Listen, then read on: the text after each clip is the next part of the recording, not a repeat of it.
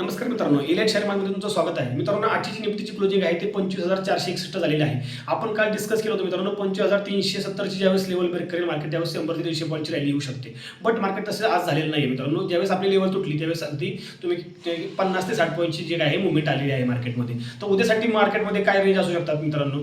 ज्यावेळेस आज आपल्या रेंज बॉन्डमध्ये मार्केट आलेलं आहे, उद्यासाठी 25,300 आणि 25,200 हे सपोर्ट म्हणून काम करणार आहेत आणि रेजिस्टन्सला जे आहे ते 25,500 पहिला रेजिस्टन्स असेल आणि दुसरा जो आहे तो 25,600. ह्या महत्त्वाच्या लेवल तुम्ही काय करा, नोट डाऊन करून ठेवा. मित्रांनो, आता यूएस जर तुम्ही पाहिलं तर यूएस मार्केटला सुट्टी आहे. त्यांचा 4 जुलैला इंडिपेंडन्स डे असल्या कारणामुळे त्यांची सुट्टी आहे. 2-3 दिवस त्यांची मार्केट बंद राहतील. ओके, तर सुट्टीवरनं मित्रांनो आठवलं की आपलं जे आहे मोहरम आहे 6 किंवा 7 तारखेला मोहरमची देखील आपलं इंडियन मार्केट देखील बंद असण्याचे चान्सेस जास्त आहेत मंडीला, बट ते अजून काही फिक्स नाही आहे. ओके, तर त्याच्यावरती तुमचं लक्ष असू द्यात. आपण आज मित्रांनो एक न्यूज घेऊन आलेला आहे तुमच्यासाठी. जिनस्ट्रीट जी कंपनी आहे यूएसची त्याच्यावरती यूएसने बॅन केलेला आहे, सॉरी इंडियाने सेबीने बॅन केलेला आहे.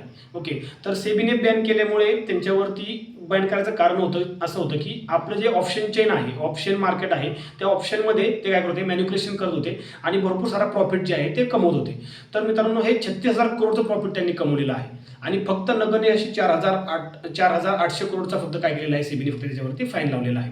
पण मित्रांनो, ह्यांनी जे पैसे कमवले 36,000 करोड जे कमवले ते कुणाचे आहेत मित्रांनो, ते आपल्यासारख्या रिटेलर लोकांचे, जे की आपण हार्ड मनी आपला जो असतो तो मनी आपण ज्यावेळेस ऑप्शनमध्ये जास्त प्रॉफिटच्या मध्ये लावतो तो मनी काय केलेला आहे त्यांनी सगळा घेऊन गेलेला आहेत आपलं. त्यामुळे मित्रांनो, ह्याच्यामधनं एकच आपल्याला शिकायचं आहे, असे जे प्लेयर आहेत मार्केटमध्ये अजून भरपूर सारे आहेत. असं नाही की हे गेले म्हणजे सगळे संपलेलं आहे. अजून खूप सारे मार्केटमध्ये प्लेयर आहेत. मॅनिप्युलेशन भरपूर प्रमाणात निफ्टीमध्ये ऑप्शनमध्ये चालू असतं. त्यामुळे तुम्ही ज्यावेळेस ऑप्शनमध्ये ट्रेडिंग करता त्यावेळेस प्रॉपरली तुम्ही नॉलेज घेऊन ज्यावेळेस आपलं जे काही मनी मॅनेजमेंट आहे त्याच्यावरती फोकस करून तुम्ही काय केलं पाहिजे, पैसे तुमचे व्यवस्थित सेफ ठेवले पाहिजे.